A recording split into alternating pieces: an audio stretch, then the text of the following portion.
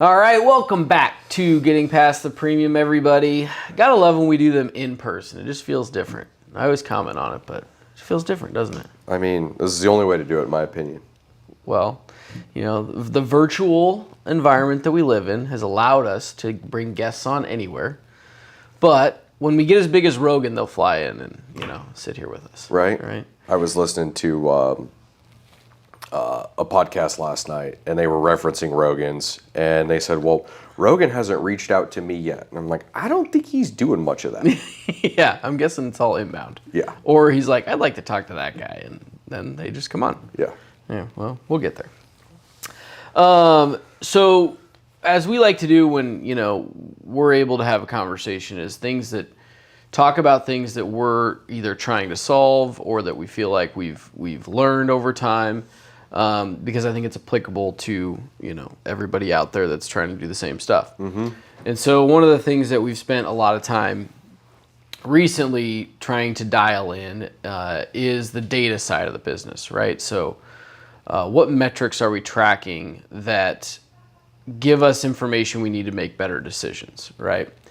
So we've done that, or we've been trying to do that on the sales side, which has got a lot of potential data that you could track, and then all the way through to client success, retention, all that. And so thought it'd be beneficial today just to talk through some of the things that we've been trying, some of the things that we've learned, some of the things that are valuable information that we're tracking, and what decision-making power does that give you over time, and what have we learned? And so let's just start the conversation, because this gets big fast, right? When people think, what data do I want to track? It's kind of a very gray topic, and it can get big. Yeah. So let's boil it down to the first point that we start to reach out to people, lead generation, when we're trying to open up opportunities. Walk through, because I know we put all that information into HubSpot, and then you've developed a lot of dashboards through HubSpot that tell us certain bits of information. What are the majority of things that, when you're trying to figure out, are we being successful in our lead generation strategies? What are you looking at when you do that? Yeah, well, that's a huge question. And so we'll try to just kind of tackle it piece by piece. And, I think you said a couple important things before we dive into the specifics. One is just having the perspective of being able to understand what's important. And I think frame of mind is key in that. Working with Cameron here at Ellerbrock, I tell him, I want to be able to sit on a boat in the middle of the ocean and understand the health of the organization, right? Or at least what we're responsible for in our specific roles and responsibilities. And having that mindset and that frame of mind kind of narrows down what you think you need to see in order to know the trend of the organization, right? Yep. Or what you want. So specifically when it comes to lead acquisition, there are things, in my opinion, that are more important than others. And utilizing a system that can help understand that is also key. And we've spent years trying to find the right system. The struggles of trying to find a CRM that can work. But you mean Epic doesn't do that? I don't think so. No. I'm sure it's in the next release, though. It's coming right up. I was going to joke something about trying to get a sponsorship or something from them, but probably not. So, think of how many CRMs we've tested out to try to understand and get the data in a spot where we can actually try to make sense of it. And that's been a journey in and of itself. So you got to get a system. And it doesn't have to be complex, but certainly some sort of system where you can look at the data and manipulate it in a way where you can start to, say, all right, are we headed in the right direction from going out and being able to source leads? Now, we can talk more specifically about, what we're doing in that space to go out and acquire people that we want to have a conversation with. But I know that was a lot, high level. Yeah.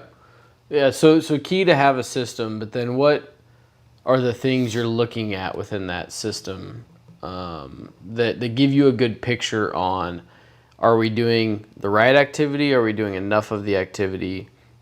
Is that getting us the results we need to lead to growth of the organization? We'll get to the sales funnel piece here in a second once we get that opportunity, but just give some examples of the things that you like to see in there, in the dashboard.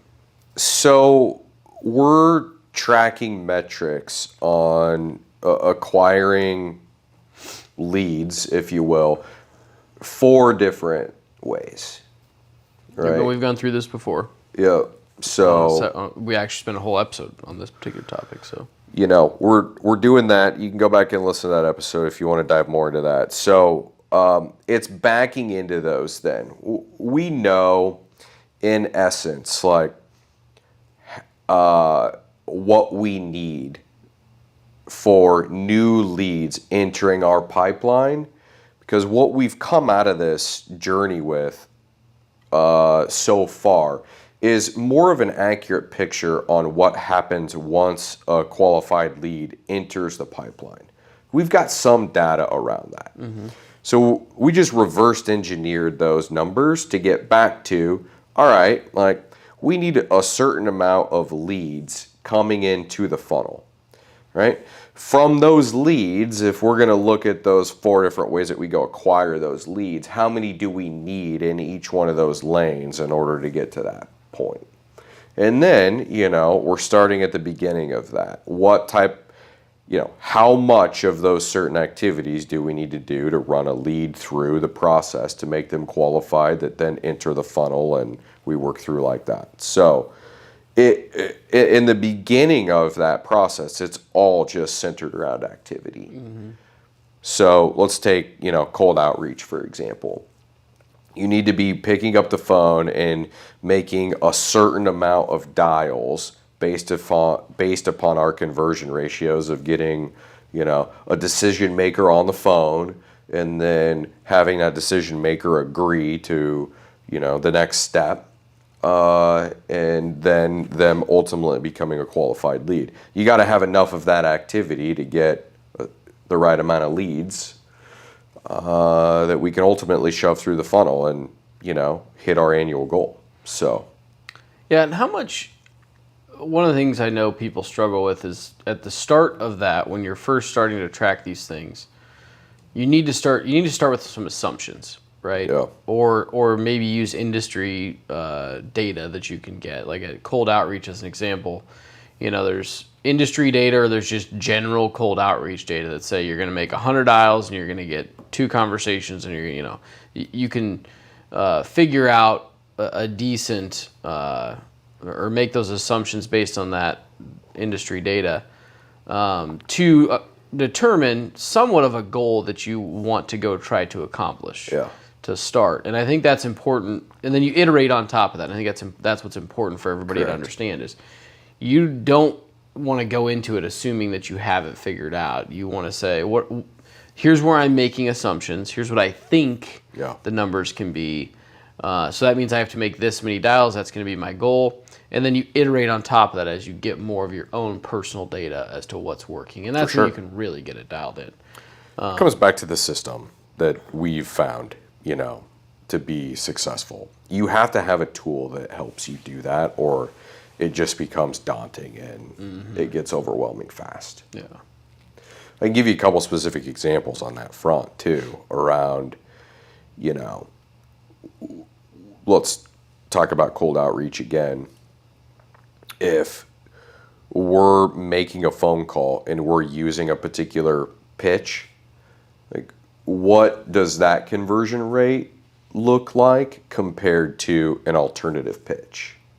So we'll use one for a period of time where we feel like we can get, we have a pretty solid baseline. And then, we'll split test it and we'll stop and we'll use another one and we'll try that one. And we're like, let's look at the results. What was working better? And then, we might start using that solely and then do it again and continue to just try to iterate and getting our ratios higher than they were the week before. And I think that's the key thing there is like, just how can we get a percentage or two better every week on the metrics, regardless of where we start. Yeah, and that's where I think a lot of people miss out too, is if you're not tracking it, you have no idea what's working and what's not. You think you do, but the data ultimately tells you what you need to lean into, what you need to improve on, and it doesn't just leave it up to chance, right? Where you think you need to make this many dials, and maybe in a given week, you get lucky, and instead of getting 2 conversations, you get 10. Yeah. And then you think, oh well, now I'm doing great. I only need to make 50 dials instead of 100. That's going to over time lead to less results, right? Because you just had your bias is there, for your frequency bias or your immediacy bias is there, and you're going to naturally change strategy to something that isn't accurate because you just weren't tracking the data. You were doing it off of feel. Yeah. And that's where I think like a system, a tool, but just really, you can do it in Excel if you really wanted to. And that which would just force you to track it.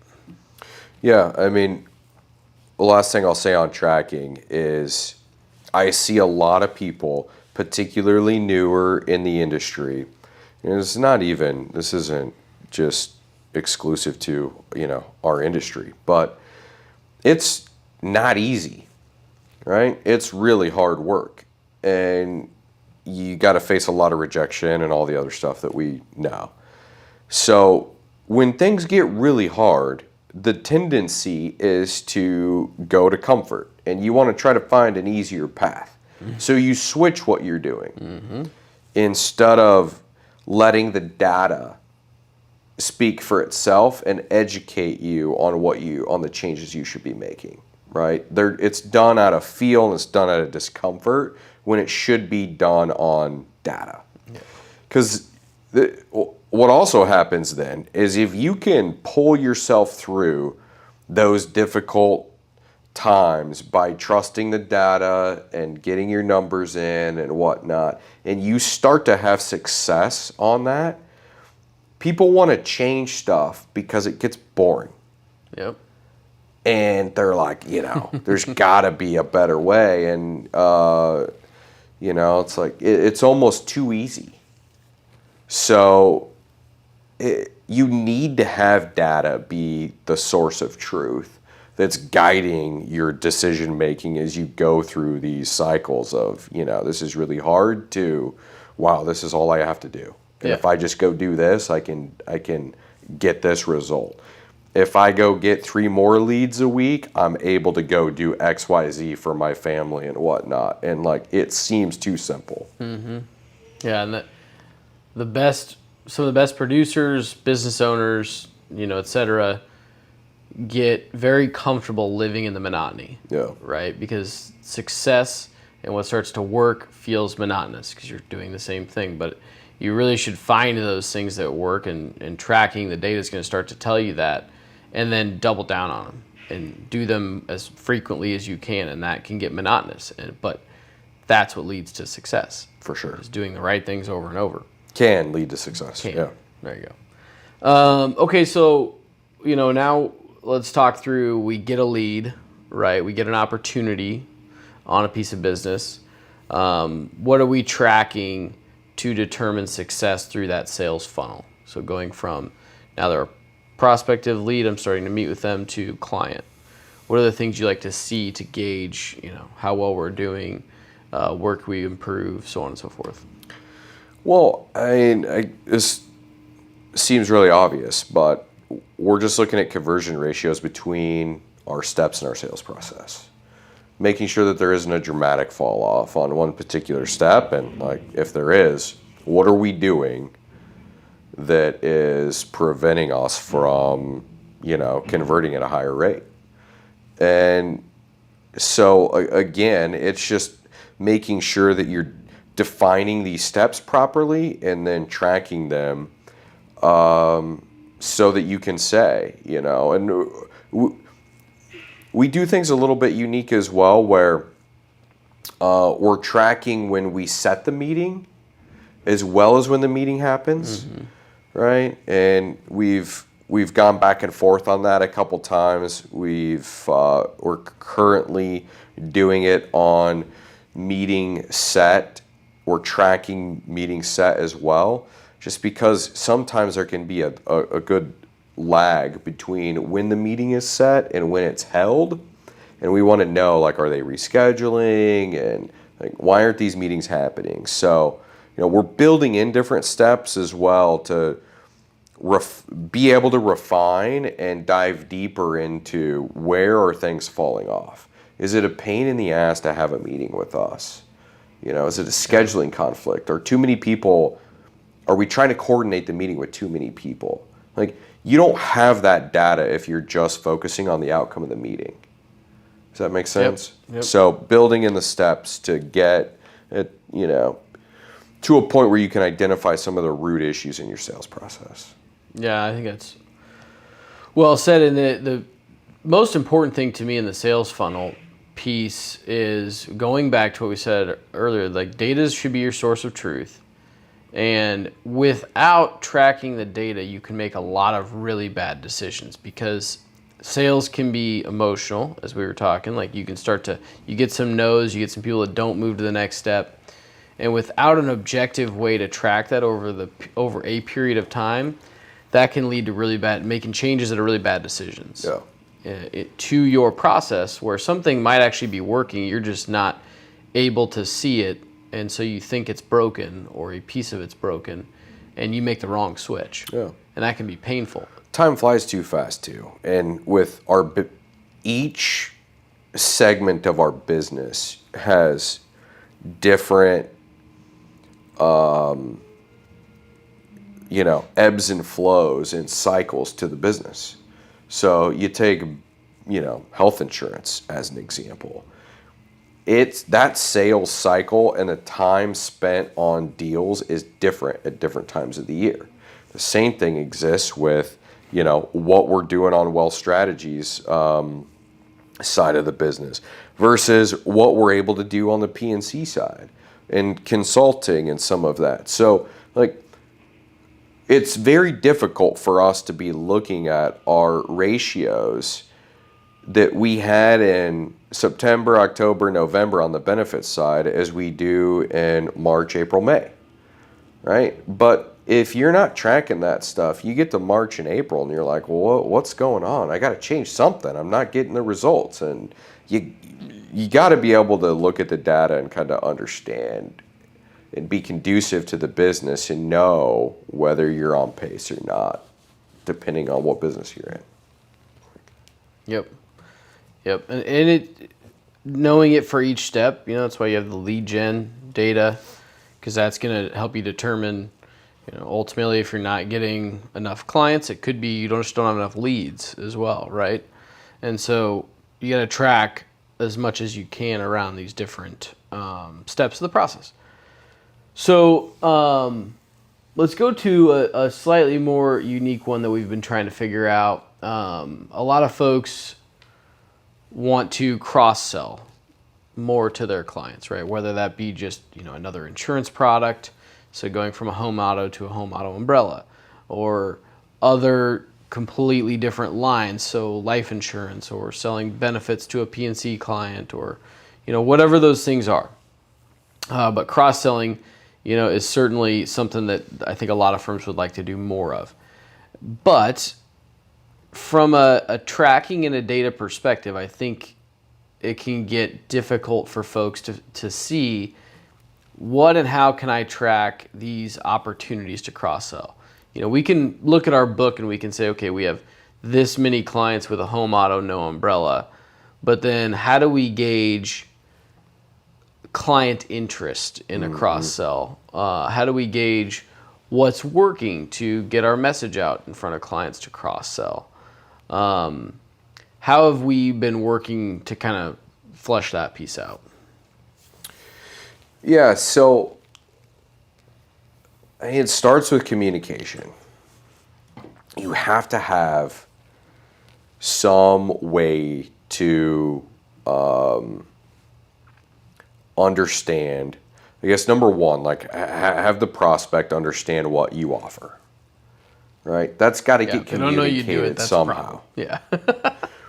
Yeah.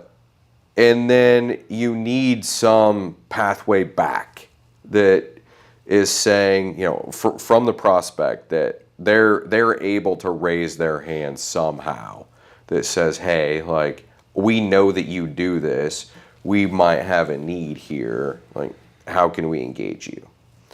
So in general, what we try to do is focus on just education. We want to bring a lot of education to our clients around all facets of what we can help them with. And through that education, it might be a newsletter that goes out, right?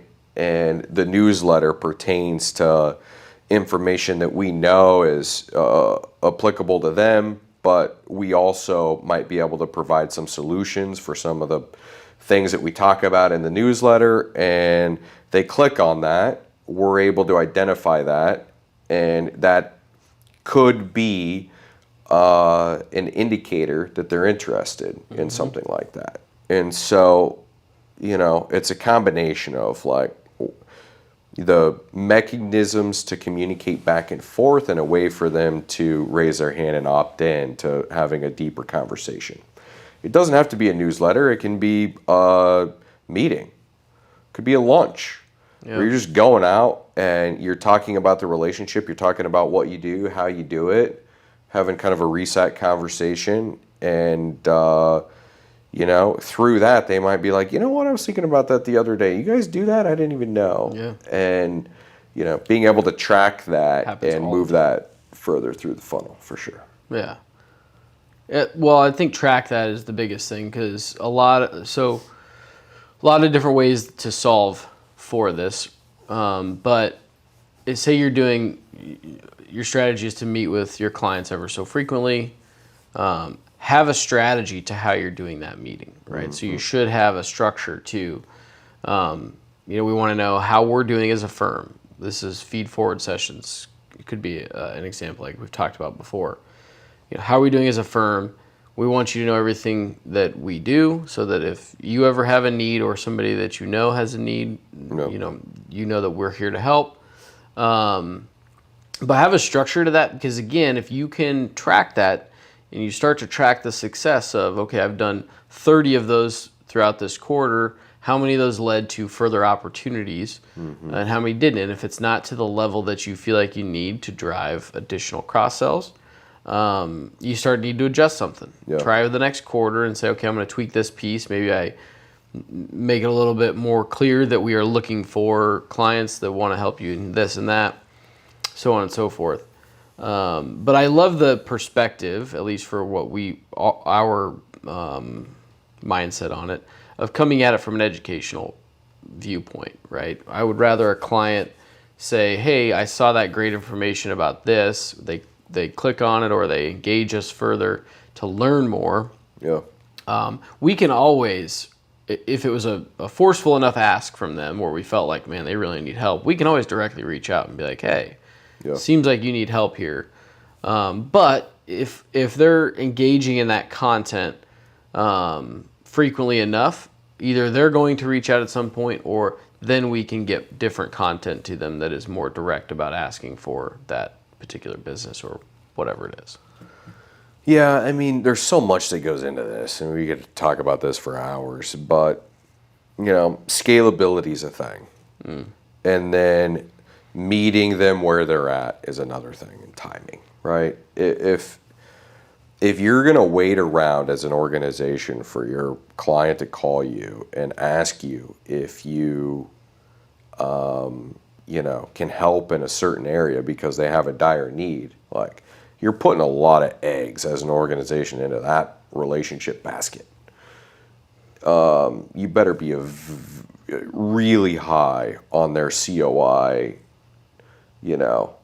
radar to call you and ask you about an issue that they don't know that you can help with, right? And then like, how do you scale that across the organization? And so being able to utilize tools and be proactive with education allows you to operate with more of an edge. You know, if you're sending out content that you don't know whether it's applicable to them or not, but you know that if they click on it, they might have an interest in it. They click on that 4 times over the last 6 months. How does that change the advisor's ability then to go out and sit down and have a different lunch conversation with them? Exactly. Yeah. If they didn't know that info, you know? So that's the kind of stuff where you're able to start to get to a point where you can meet them where they're at. They might not even know that they have an issue yet. They're just like, you know what? I'm going to exit my business over the next 15 years. It's a long time away. I'm not ready to do anything right now, but I'm interested in this. It's going to be a reality for us at some point. I want to check it out. And they click the button. They do that 6 times, and then they show up to a seminar 6 months later. Boom. That triggers an advisor reaching out to them and saying, you know what, like, we do this. Let's just go to lunch and chat through it and see what you're thinking about. It's a completely different experience than hoping that that business owner reaches out when they're ready to start the conversation. Yeah, which I think that's a misnomer too. We all, maybe we want to feel like our clients will reach out to us, but if you think about how you buy anything in your life, I mean, most of the times you might even know you need to buy something, right? Like, I have to get XYZ just even around your house, but a lot of times you don't until, you know, you see an ad and you're like, oh yeah, I need to do, like, there's some action that almost forces you out of your day-to-day to take that next step. And a lot of times that could, if that's not in context of your relationship with your client, they might go to somebody else. Well, even if they know you do that particular thing. You might be a successful business where you're just reacting to great relationships, right? But if you're building an organization to scale, how do you do that? How do you scale that? You have to be playing offense, and you have to be getting out in front of, you know, your clients' potential problems that are going to be coming down the road that you already know because you have clients in different life cycles of what you do. So you can educate them around that, but they don't know it yet. I mean, that's you can start to scale that, right? You can apply metrics to that. You can understand how many businesses you have in the different life cycles of where they're at for the products that you offer, and how they're engaged with them, and start to reverse engineer it. Yeah. Versus being very reactionary and, you know, waiting for an advisor to go out and have a conversation with a prospect where they may or may not know whether they're interested in it, or, you know, waiting for, God forbid, a prospect or a client to call you and say, hey, do you guys happen to do this? We've got a hot need. And you're not in a position to leverage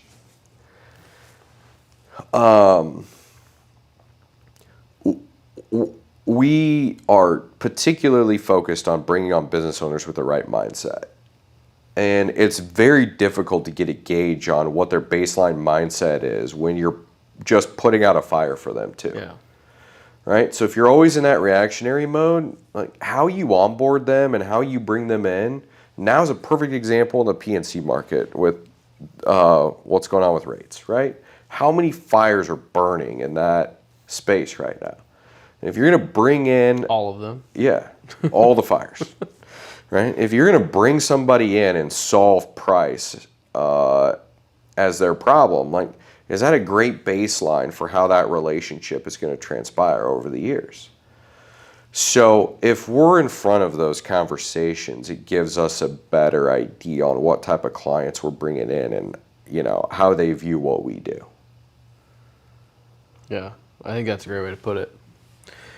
Okay, so kind of then taking on that next lane of how people find out what you do and whatnot, there's a whole element around brand awareness.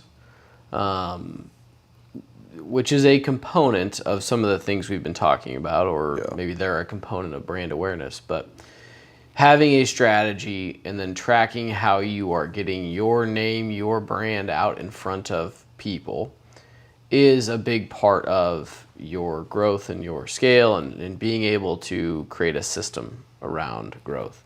And so, again, having the ability to track certain metrics, certain ways of going about developing and creating your brand in the market is a key component of all this. So talk through a little bit of what we've been trying or learned around how we're creating the right brand in the market and getting that in front of the people that we want to get in front of. Yeah, well, I think you just hit the nail on the head, right? First is identifying who you're a fit for. It's really difficult to go out and create brand awareness, depending on what size of an organization you are, for everyone. You have to identify a segment of the population that you feel like you can go out and serve in a unique way versus, it being all things to all people. Yep. That dramatically helps your ability to go out and create brand awareness with a segment of these folks. Because, through being able to interview your existing clients and start to understand, where do they go shop? What do they go do for fun? What do they do on the weekends? Where do they buy all the rest of their stuff? Who are they taking advice from? You want to understand who they are in a deep level. You should be able to answer the question, is your top client going to be sitting in an excavator and, be scrolling down Facebook and see an ad that's like, save 10% on insurance, let me click here. You're not going to acquire a client like that. Well, while they're digging a hole? Maybe. Yeah, no, not. That's impressive multitasking. Exactly. So, you get what I'm saying. It's not going to happen. And so understanding your client and how they buy, where they're at, what problems they're facing, can dramatically start to help how you create brand awareness. Then it's a function of just, making sure that your story is dialed, that, they can resonate with your vision and your story and what you're doing and how you're able to help them. I think just those basic things can start to dramatically narrow down how you're going to go create brand awareness. Yeah, I would agree with that. And I think that the ideal client profile is something most folks, we've talked about this many times on the show, but we have the ability to sell a product that everybody has to buy, businesses and consumers, or personal individuals. And I think that creates a problem that most people don't see. And that's because we can go too broad, we can get too general. And we don't understand I like the way you put that, who we can uniquely serve. And so I think identifying that first and foremost is key to understanding everything that you mentioned. How do we get our brand in front of them? And then also understanding, like you said, I want to pinpoint where do they go to get their interaction with whatever, right? Facebook, is it radio, is it all the different avenues that you could reach out to people on and put your name and your brand in front of them? You got to understand who and where they're going to get that information so that you can leverage that most effectively. And brand awareness, it's a component of all of these other strategies. And essentially, you want your ideal clients to understand that when you say that you have a cold outreach is one of the ways that you're generating leads. When somebody reaches out to them and says, goes through your script, they go, oh yeah, I know who you guys are. That's brand awareness. I know what you do is even better, right? And they've got some understanding of the value you could bring to them. And then it's your job to get in front of them to show them more deeply how you can help them individually. Yeah. And if you can do that, you're well on the way. And so, what have we good. Sorry, just in general. I mean, it's moving. Which, by the way, I still think you can create a phenomenal business. We know of a couple huge ones they've grown and scaled by just straight hand-to-hand combat. Mm-hmm. Just meaning cold outreach and one-on-one conversations. And those businesses that are service-oriented, consulting type businesses, same kind of operations, their product and their service speaks for themselves so highly that they're able to still spread like wildfire. Mm-hmm. Like, that opportunity still exists today in a world that's very crowded out there from a advertisement and brand awareness perspective. So, like, don't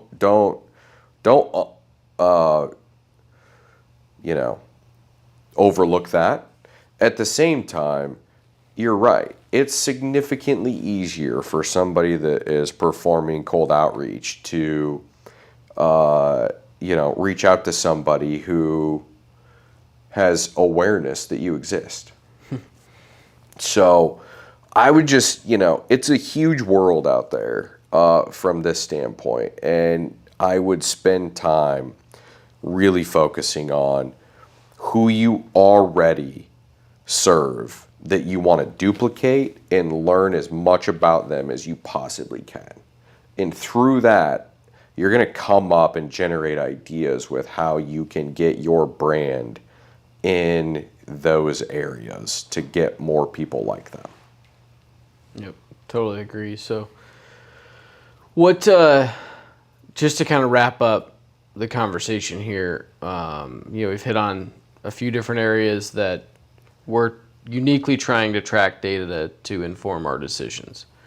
What else have we not discussed that you think is relevant to that conversation for anybody out there? Anything? I mean, I'd say, it could be my mindset right now, but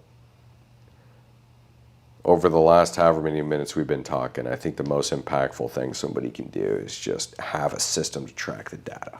Yeah, just start. You got to have a baseline. Mm-hmm. And, if you're going to try to get 1 or 2% better every week, like, how do you know that you're getting better in other than feel? And the longer you wait, the longer it's going to take you to get an understanding of it and to be able to make better decisions. Yeah, you can't wait. And it's challenging, and I'm not saying it's easy. It's not. I mean, the amount of work that we've done to get data out of Epic to manipulate it in a fashion that we can then start to figure out what the hell's going on is not an easy task. But, necessary to figure out how we need to scale it at the pace we want to. Yep. So, I don't know if that answers your question, but like, if I'm top of mind right now, you got to be able to get into a system that can help you track the data, and then just start. Started. Yep, I would agree with that. Cool. Well, I think everybody will take a lot of good stuff out of this one. Obviously, anytime we have these conversations, reach out to either of us. We're both on LinkedIn, active on LinkedIn. It's probably a great way to touch base, and we're happy to help or talk through anything that we've learned. And if there's stuff we're missing, love to know that too. Love to hear that too. I mean, this is stuff we get super passionate about, and I'm sure for some people out there it's dry as hell. But we have a lot of fun talking about not just creating, relationships one-to-one, but how can we go really start to achieve scalability with this? And it's just a different mindset. If you're gonna do that, and you want to be able to have the machine operate and run sitting on a yacht in the ocean like we talked about, like, there's a lot of things that got to be done right in order to get that done. Yep. So totally. Cool. Well, thanks for the time, and we will catch everybody next week. See ya. See ya.